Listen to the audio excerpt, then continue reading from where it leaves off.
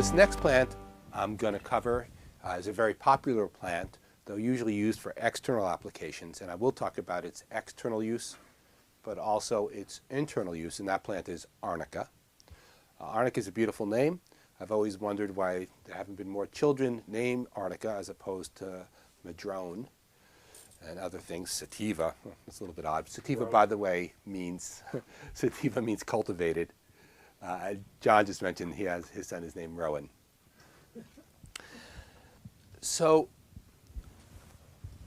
there's European Arnicas, and there's a bunch of species of Arnica. The most commonly used in some medicines is Arnica montana, but Arnica montana meaning mountains, is a European species that doesn't grow native in the United States. In the United States, at higher elevations, mostly in the Rockies and the Western ranges, there's a couple of species of Arnica, and they work very well as well. They're very similar, I think. The species that I tend to use, there's two species. Once again, there's many species of Arnica. So Arnica is its common name and its genus. The family is the Asteraceae. The genus is Arnica, and the common name is Arnica. The species that I tend to use, and they hybridize, is Cordifolia and Latifolia. So Cordifolia, which means heart-shaped, and Latifolia, which also speaks to latifolia, the shape of the leaf as well, more narrow, are the two most common, and they probably hybridize themselves. They're very common. They're abundant in many places at higher elevations in the Rockies and Western ranges, and they're pretty easy to gather. So just a consideration is you can make your own Arnica medicine, and usually you don't need to make that much, especially for internal use. The parts that I use are the flower tops. Other people have suggested using leaves and stems, but I've just mostly stuck to the flowers. The two main forms of medicine that I make with Arnica, the three, are a liniment, a tincture, and an oil. A liniment is a plant in isopropyl rubbing alcohol. Rubbing alcohol is isopropyl alcohol in water. An oil is when you take a plant and put it in an oil, and a tincture is a plant in ethanol or drinking alcohol. In the liniment form and the tincture form, do it fresh. If dried works, by the way. So dried Arnica works, but fresh works better, I think. So if you're gathering it, bring your isopropyl alcohol into the field with you and bring your ethanol with you into the field. Gather your fresh flowers, and you can weigh them out and make them special ways, but basically just cover them and stomp them down in either ethanol for a tincture or isopropyl alcohol for a liniment. To make an oil, it's a little trickier. The plant contains a lot of water in it. So if you're going to make an oil, you have to evaporate. You have to wilt something like maybe 50–60% of the water out. So when you gather your Arnica flowers, let them start drying. They'll get papacy. Papacy is that kind of fluffy stuff that dandelion makes. Arnica and dandelion are related, and they spread their seeds by making those little white wingy things, parachutes. It's called pappus. So you get your Arnica. If you're going to make an oil, take the Arnica, spread it out, let it start to dry, and then at one point, it's just when to the touch, you can tell that most of the water is gone. Maybe 70% of the water is gone. Then you can stick them in and cover them in what I use, which is extra virgin olive oil.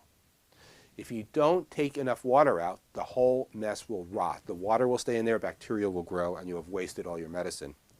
The next part of it is when you make an oil, fresh Arnica flowers, wilt them at least 70%, 30% water left, something like that. They can be wilted further. Don't put a tight lid on them. So if you have your mason jar, you have your mason jar and the ring and the lid. And instead of using that lid part, take a piece of cloth, like a cheesecloth or any breathable cloth, put that there and put that ring on top of it so it breathes better. And my experience is it goes rancid less often.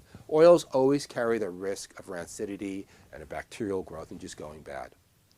So I've just mentioned three ways to make Arnica: isopropyl alcohol, liniment, external application; an oil, external application; and tincture, internal application. Arnica is very common in homeopathic medicines, but I don't use homeopathic medicines, so I just use small amounts of Arnica tincture, and I'll talk about how to use them. So first, why does one use Arnica? And the answer is it's a really good anti-inflammatory for recent injuries. So pretty much whether you take a spill on a bicycle, a sled riding accident, you're just a bit clumsy today and you've fallen down some stairs but not too badly, something lands on your head, any injury that inflammation, and most injuries have this, any injury where inflammation could be a natural sequelae. Sequelae, by the way, means the thing that happens after something. The word like TV, the word sequel is the same word as sequelae. So the natural sequelae, the natural second effects of an injury, you might hurt yourself initially, is just inflammation. Now, some inflammation is natural and expected and desired. Inflammation is your body's ability to make a quick cast on something so you can't re-injure it as easy, and then the pain signaling is so you stop walking on it so it can recover.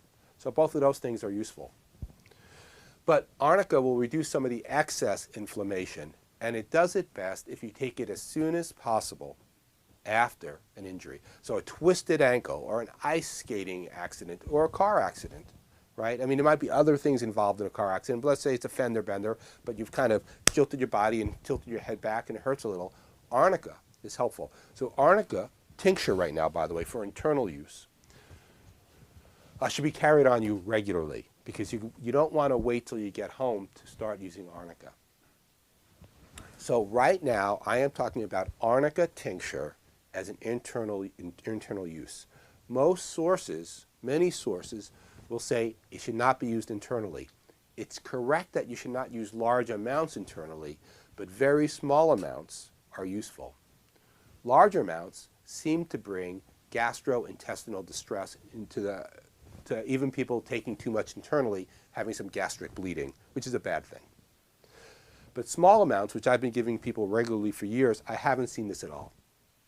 So the dose is somewhere between 1 to 3 drops as often as necessary. I said as often as necessary. One difference between Arnica and other medicines is I never test Arnica because I've never seen Arnica work right away. So with ragweed as an antihistamine-like herb, I've given it to people with sniffles, and their sniffles go away right in front of me. Arnica doesn't have that. It's a slower anti-inflammatory, preventing a whole cascade of inflammatory reactions. So you take it initially, but you don't see anything. In fact, your goal is to not see anything. Like basically you get less inflamed, hopefully, if it works. So the dose of Arnica tincture internally is somewhere between 1 to 3 drops. And then, it's always hard for me because I just make it up per person, per condition, per body type. But I would say 1 to 3 drops every couple of hours for a day or 2 or 3. So 1 to 3 drops every 4 hours, let's say, for a couple of days. That, I've never seen anything. I think you can go much higher, but I'm not sure. So I'm saying that if you know what you're doing, you might try it, but other people who haven't experimented with herbs should be really careful. But that's what I give, and I find really positive reactions at not having inflammation reach such a peak by using it this way. So that's Arnica internal. If they're small children, I've actually never given it to really small children. It's just too strong a plant, and I've just usually given it to maybe teenagers to adults in that level. At the same time, you can also use it externally. There's 2 forms to use it externally, oil and liniment, and they both have advantages and disadvantages. Oil will last longer and have a slower release of the active constituent. So if you sprain your ankle, you can put it on your ankle. It's also very safe this way, as long as there's not a lot of broken skin. If you have big cuts, you don't want to put too much oil or liniment on a big cut because it's just going to get absorbed into your bloodstream. So, but if you twisted your ankle, you shouldn't have much of an open area. If you don't have much of an open area, you can just rub it on freely, the Arnica. I also combine it often with other plants, like St. John's wort and yarrow or golden seal, turmeric, other anti-inflammatory and anti-infective plants. But Arnica by itself is really useful. So the oil is slower release and feels nice onto the body, but it's messy. So if you injure yourself and it's someplace you have to wear clothes and it's just going to interfere and rub and make stains, you might want to try a liniment. So liniments are more rapidly absorbed. Perhaps if you can't use as much because they are rapidly absorbed. If you put in alcohol and if you make a liniment, which is a in this case, arnica and isopropyl alcohol, you get a lot of diffusion. So if you use too much, you might also find problems. I haven't seen it, but it seems reasonable to imagine that exists. But also, it's much less messy. So liniments, quicker diffusion. Tincture, oils, slower diffusion, but oils tend to feel better. Just the oil itself feels good. So that's most of what I want to say about arnica. Please, please, please, only use drop dosages. Drop dosages mean 1 drop, 2 drops, or you can click, click, click, 1 drop, 2 drops, like not dropperfuls. Use it, I find it best as soon as something's happened. You can try it for older injuries, and it can be helpful, but I think mostly it's probably involved in the mechanism of the initial inflammation. But you could try small amounts. Externally, though, without broken skin, it's very safe. I don't think I've ever seen a problem that way. And the doses I give internally, I haven't seen a problem either. But I have met 1 or 2 people that have taken too much internally, and I've had GI distress. So that's about all I know about its external application. So John's asking me to clarify the difference between homeopathic medicine and what I'm calling herbal medicine.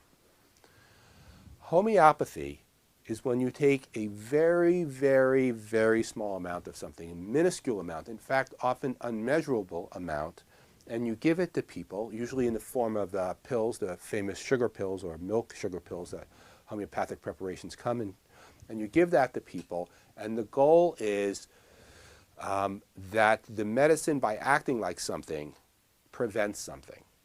And so homeopathy, meaning like helps like. And so the idea of homeopathy is to take something that in large doses would create that problem. So that's a homeopathic preparation. They're usually small pills. That's the most common form.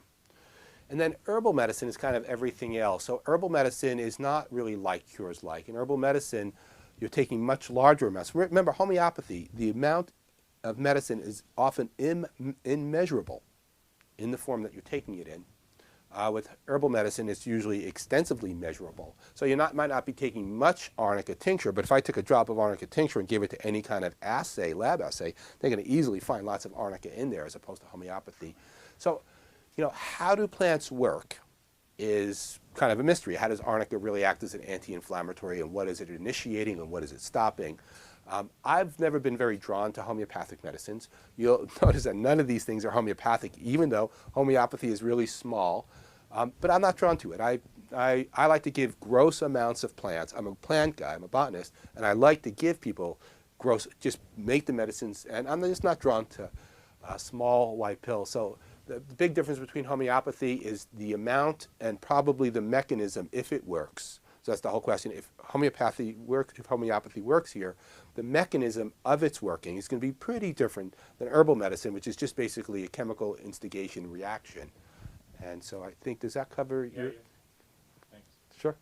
And I would suggest, really, if you're interested in homeopathy, since I don't use it, I would just ask somebody that you trust and is knowledgeable in homeopathy. One of the people that I really like for homeopathy is a woman named Pika Trinkle. And Pika, yes, that's her name, Pika Trinkle. She's somewhere in New Jersey. She works at the Open Center. She has a class there. But she's very knowledgeable and really balanced in her views. But she uses homeopathy extensively in a private practice.